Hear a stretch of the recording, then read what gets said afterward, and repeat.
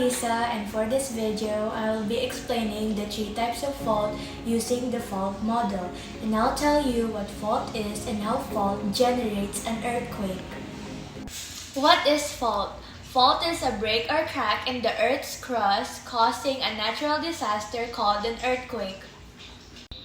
The 3 types of fault are normal fault, reverse fault, and strike-slip fault. In a normal fault, the block above the fault, which is the hanging wall, moves down relative to the block below the fault, which is the footwall. This fault moves is caused by tensional force and results in extension.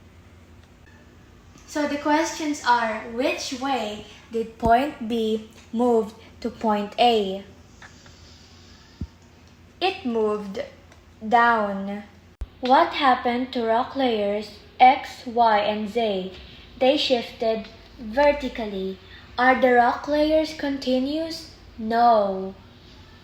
What likely happened to river, road, and railroads? River will change direction and is most likely to flood the area. The road will be cracked and the railroads will bend.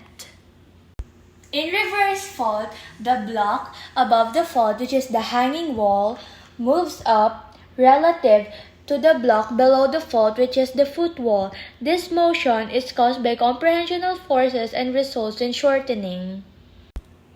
So here are some questions. Which way did point C relative to move in point D? It moved up. What happened to rock layers X, Y, and Z? They shifted vertically. Are the rock layers continuous? No. What likely happened to the river, the road, and the railroads? The river will create a waterfall, and the road will create a drop-off, and the railroad tracks will be bent. Strike-slip fault, a vertical or near vertical fracture on the earth where the ground has shifted horizontally. So, here are some questions. If you were standing at point F and looking across the fault, which way did the block or opposite side move? It moved south.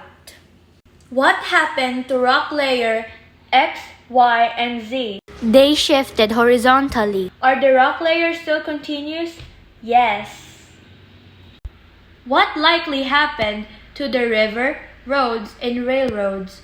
The river will be redirected to the south, and the road will be split apart, and the railroad tracks will be shifted. Is this type of fault caused by tension, compression, or shearing? It is caused by shearing. But how does fault generate an earthquake? Movement on the fault causes a release in energy. The energy transferred to the earth and man-made structures. As the energy passes through an area, the vibration is felt. That's all for today. Thank you.